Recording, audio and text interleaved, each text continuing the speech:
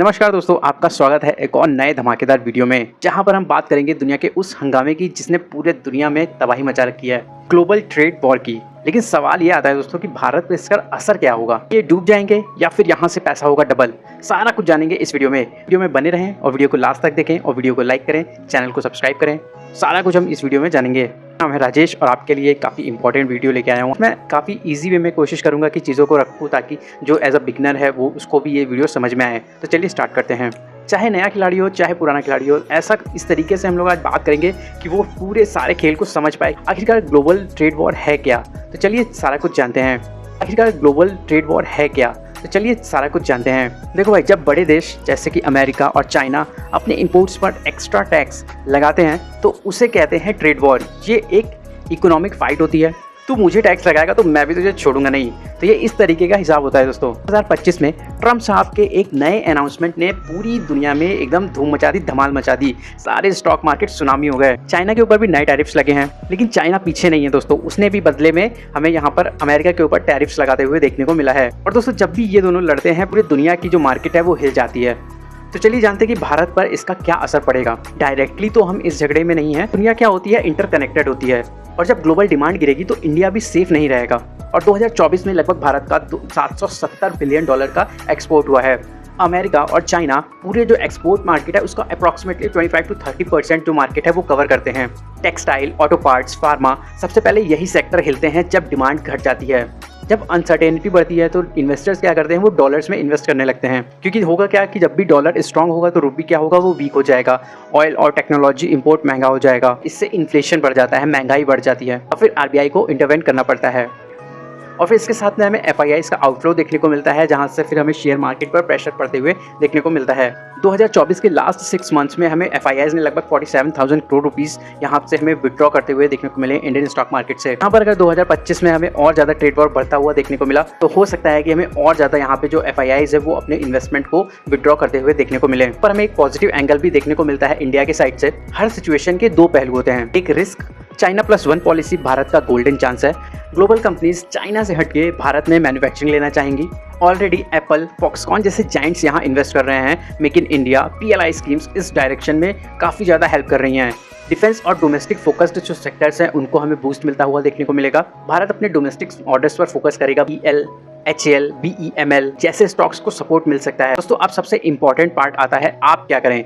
आम इन्वेस्टर के लिए मेरा मंत्रा सिंपल है, पैनिक मत करो, पेशेंस रखो। शॉर्ट टर्म में वॉलेटिलिटी नॉर्मल है क्योंकि ये न्यूज़ बेस्ड हो जाता है तो काफ़ी ज़्यादा हमें मार्केट में वॉलेटिलिटी देखने को मिलती है। बट लॉन्ग टर्म के लिए ये काफ़ी अच्छी अपॉर्चुनिटी साबित हो सकती है।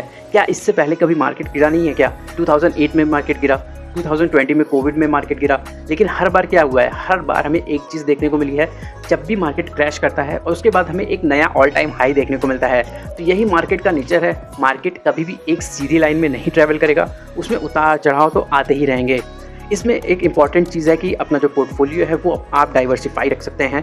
FMCG, IT, PSU banks, infra और फार्मा, थोड़ा थोड़ा सब में आप अपनी SIPs चालू कर सकते हैं। गिरावट में फ़ायदा क्या होता है कि जब भी आप SIP स्टार्ट करते हैं तो वहाँ पे आपको ज़्यादा यूनिट्स मिलती हैं। जब भी मार्केट बढ़ता रहेगा तो वो सेम पैसे में, उतने सेम अमाउंट में आपको यूनिट्स कम मिलेंगी। बट गिरावट में एक अच्छी बात ये होती है कि वहाँ पे आपको जो यूनिट्स हैं वो ज़्यादा अलॉट होती हैं कम पैसे में। तो ये इसका एक बेनिफिट हमें देखने को मिलता है SIP का। और जब भी मार्केट गिरता है ना तो यहाँ पे हमें बार्गेन बाइंग देखने को मिलती है, यानी कि आपको वहाँ पे ये जो महंगी चीज़ें हैं वो सस्ते दाम पे मिलती हैं। तो इसे ही बार्गेन बाइंग कहते हैं। और क्वालिटी स्टॉक जैसे कि HDFC bank, TCS, DMart, Titan, ये सारे ऐसे स्टॉक्स हैं जो एकदम जाइंट हैं, लार्ज कैप के सुनहरे हमें सोने देखने को मिलते हैं। तो इन पर भी आप फोकस रख सकते हैं।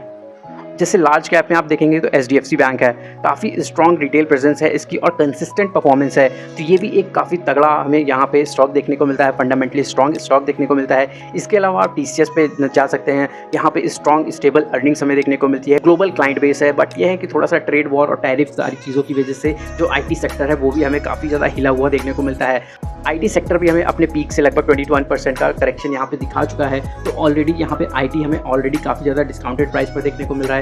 एशियन पेंट्स है, जहाँ पे कंपनी का जो ब्रांड है वो काफ़ी पुराना ब्रांड है और प्लस काफ़ी अच्छा और यहाँ पे कैश रिजर्व्स भी हमें काफ़ी अच्छे देखने को मिलते हैं एशियन पेंट्स में। मार्केट कैप की बात करें तो यहाँ पे हमें काफ़ी न्यूज़ भी देखने को मिली थी पॉलीकैब इंडिया, वायर से रिलेटेड जितने भी केबल से रिलेटेड सेक्टर थे, क्योंकि यहाँ पर हमें सुनने में आ रहा था कि अब अडानी भी यहाँ पे इस सेक्टर में आ सकते हैं। तो ये सारी चीज़ें हैं, तो ये सब चीज़ें न्यूज़ बेस्ड रहती हैं, यानी कि शॉर्ट टर्म में आप देख सकते हैं इन सब चीज़ों से क्या है, शॉर्ट टर्म में मार्केट हिलता है, बट लॉन्ग टर्म जो है, ये जो लॉन्ग टर्म इन्वेस्टर है वो इसी में अपॉर्चुनिटी ढूंढ लेता है। पीएसयू जेम्स की बात करें तो यहाँ पे BEL देखने को मिलता है, जो कि डिफेंस ऑर्डर्स का एकदम बम्पर पाइपलाइन में हमें जहाँ पे इसके ऑर्डर्स देखने को मिलते हैं। काफ़ी मजबूत फंडामेंटल्स है और काफ़ी तगड़ी ऑर्डर बुक हमें यहाँ पे BEL की भी देखने को मिलती है। वहीं अगर IRFC की बात करी जाए तो यहाँ पे रेलवे फाइनेंसिंग का यहाँ पे हमें बैकबोन देखने को मिलता है, बट यहाँ पर इसमें एक प्रॉब्लम है। तो वो प्रॉब्लम अगर आपको जाननी है तो यहाँ पर मैं वीडियो का लिंक शेयर करूँगा, उसका मैंने एक सेपरेट IRFC का मैंने पूरा डिटेल वीडियो भी बनाया है, तो वो भी आप देख सकते हैं। वहीं अगर कोल इंडिया की बात करें तो ये काफ़ी अच्छी डिविडेंड यील्ड के साथ में आता है, और प्लस एनर्जी की जो डिमांड है वो भी हमें काफ़ी ज़्यादा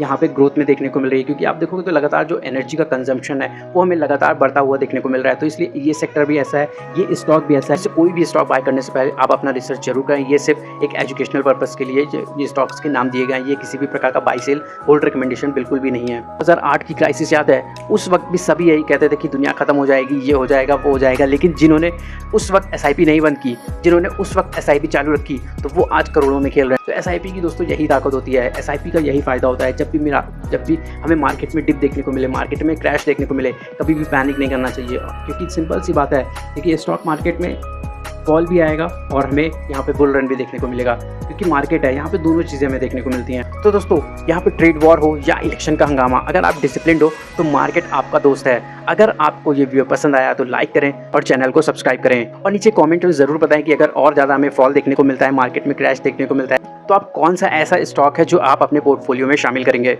मैं हूँ राजेश, मिलते हैं फिर अगले वीडियो में।